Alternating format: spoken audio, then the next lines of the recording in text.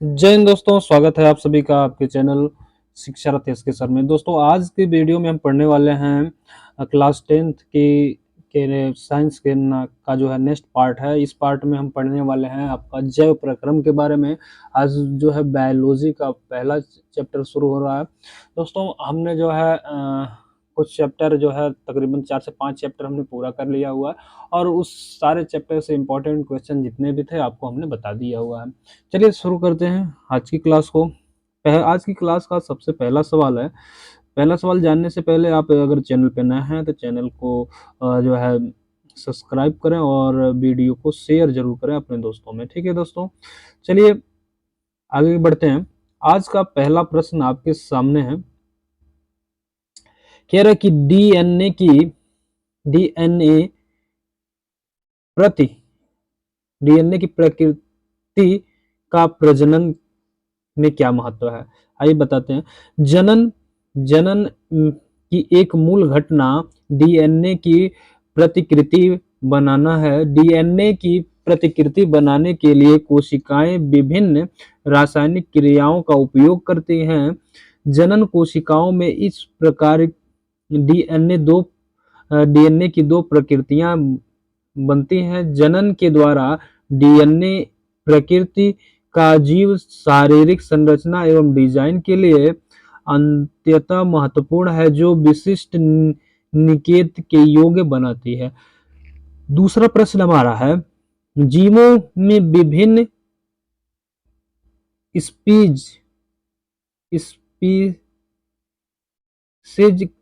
के जीवित रहने के लिए किस प्रकार ठीक है उत्तरदायित्व है। आइए, जीवों में विभिन्नता ही उन्हें प्रतिकूल परिस्थिति में बने रहने में सहायक है। शीतोष्ण जल में पाए जाने वाले पारिस्थितिकी तंत्र के अनुकूल जीवित रहते हैं। ये वैश्विक ये क्या है वैश्विक उष्मीकरण के कारण जल का ताप बढ़ जाता है।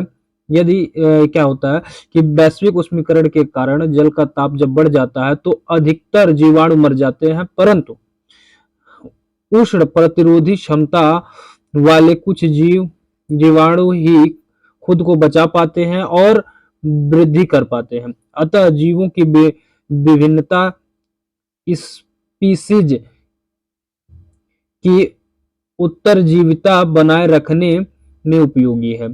तो इसका मतलब ये है दोस्तों कि जो मतलब एक तरह से जीवों में विविधता ये है कि विभिन्नता इस प्रकार से, जैसे मान लीजिए जो कुछ जीव ऐसे होते हैं कि पर्यावरण या परिस्थितिकी के अनुकूल जो खुद को अपने आप को नहीं ढाल पाते, उनका जो है नष्ट हो, वो जीव या जीवाणु क्या हो जाते हैं, नष्ट हो जाते हैं। जो उसको अपने उस अनुरूप जो है ढाल लेते हैं, वो उनका वर्चस्व बचा रहता है। चलिए साथी, आगे की प्रश्न में हम लोग बढ़ते हैं।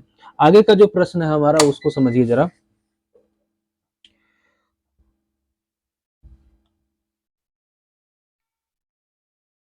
अगला प्रश्न है, किन्हीं तीन उभयलिंगी जीवों के नाम बताइए। तीन उभयलिंगी जीवों के नाम लिखना है, तो क्या है, फीता कृमि, केंचुआ, सितारा मछली। ये तीन आपके नाम हैं जो कि क्या है, उभयलिंगी है। उभयलिंगी मतलब ये होता है जिसमें स्त्री पुरुष दोनों ही जननांग विद्यमान होते हैं। वही है, भ्रूण अपने भोजन किस प्रकार प्राप्त करता है, अपरा द्वारा प्राप्त करता है, जिसको प्लासेंटा से भी कहते हैं। ठीक है, या अपरा द्वारा या प्लासेंटा द्वारा करता है। नर तथा मादा जननांगों के नाम लिखो। नर और मादा जननांगों के नाम क्या है, आइए इसको समझते हैं। नर में वृषण होता है जो शुक्राणु को उत्पन्न करता है, और मादा में अंडाशय होता है जो अंडाणु को उत्पन्न करता है। निषेचन, ठीक है, निषेचन किसे कहते हैं।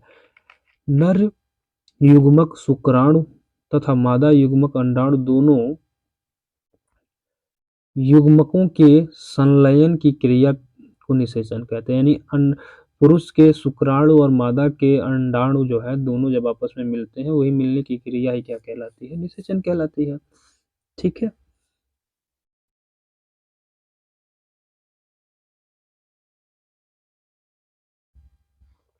बाह्य निषेचन क्या है?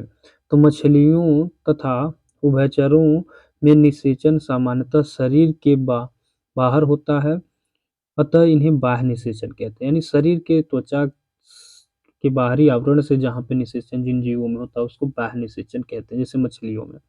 वैसे ही रजोदर्शन तथा रजोनिवृत्ति में अंतर स्पष्ट कीजिए।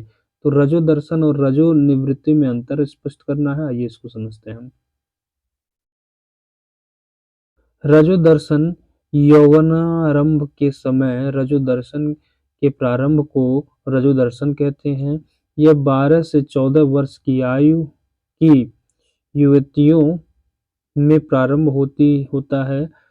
रजोनिवृत्त जब स्त्रियों के रजोधर्म 50 वर्ष की आयु में ऋतुस्राव एवं अन्य घटना चक्रों की समाप्ति